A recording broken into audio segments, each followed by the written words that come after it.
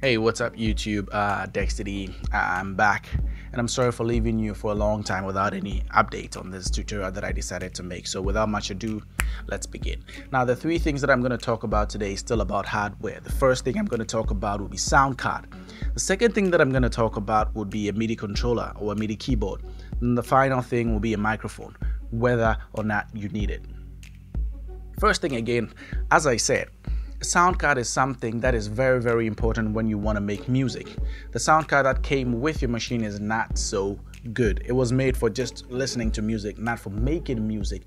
Now, why is that so? If you've already tried out DAWs, you'd realize that sometimes when you load your DAWs with VSTIs or VSTs, you would know that they start glitching and then they start overloading your sound card. That is the reason why you need a dedicated sound card. Second reason why you need a dedicated sound card is because when you hit the keyboard or when you click something, if you try to play like a piano or something which is connected to your machine, you see that it takes some time before you actually get the sound. That is called latency, and that is measured in milliseconds. So you want to make that shorter, as short as possible.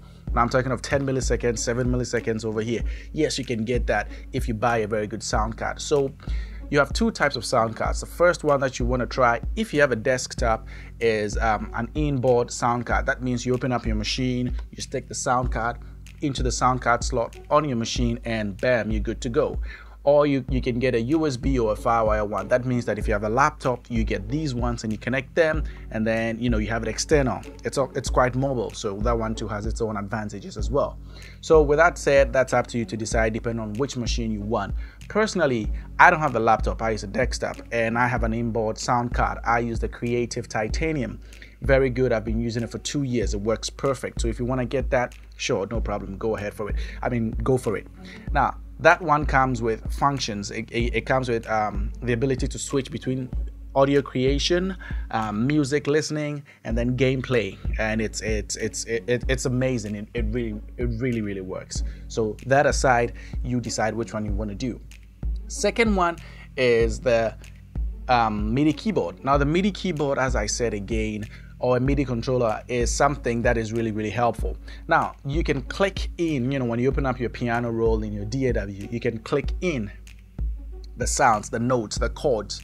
That is fine. I have personally done that before. I did that for 1 to 2 years.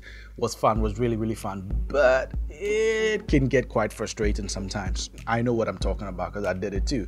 So what you want to do is you want to get a keyboard. Now with a keyboard, what it does is you can play. If you can play the piano, perfect. Even if you cannot play, you could start learning and hitting just one note. Now this one is even much more fun. It's much more useful, much more time, less time consuming than the keyboard ones because you have sequence.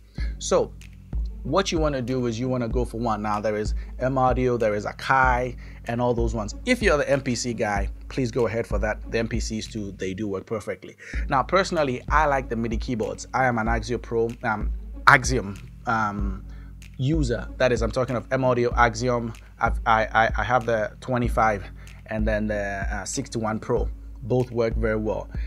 I use them because I can get the piano on it, and as well as a MIDI controller with the sliders, the faders, knobs, and everything. Really fun.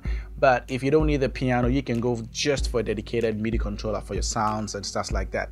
Also works perfect. But personally, what I would recommend would be you going for a keyboard one as well as the sliders. So over here, right behind me, I do have the Axiom 61 Pro.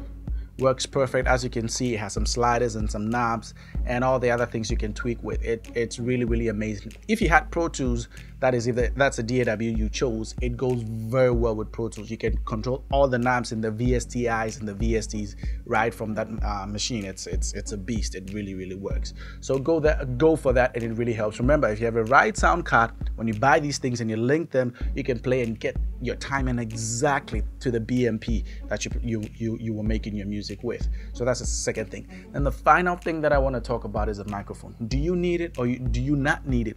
Now, if you're going to be a producer where you're going to use samples, and I'm not necessarily referring to the sampling type of beat making, but I'm referring to your drums are someone's recorded, or just a drum sound that you already have in your machine or stuff like that, then you do not need a microphone. If you're not going to add any voices on your own, like hey, who, ha, whatever, that way you do not need a microphone. Now, on the other hand, if you're the type of producer that want to get creative, you want to record your own sounds, you want to make something quite cool, go for a microphone. Personally, I use the SM58 from Shure, and I have the Behringer C3 microphone. Yes, so you can go for that, but cheap, very cheap is the Shure SM58. Works best.